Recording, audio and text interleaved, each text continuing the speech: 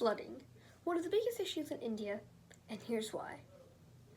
Most people in India throw their trash outside and not in a trash can. And this is what happens if you don't.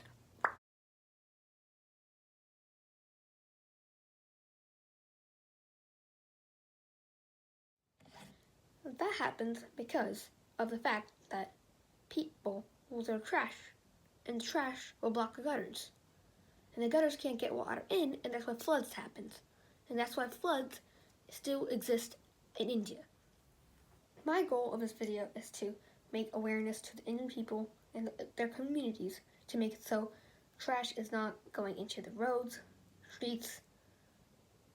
Instead, it will go into a trash can so there's less pollution, diseases, and last and all, no flooding happening, because that's a really big issue India has to still deal with.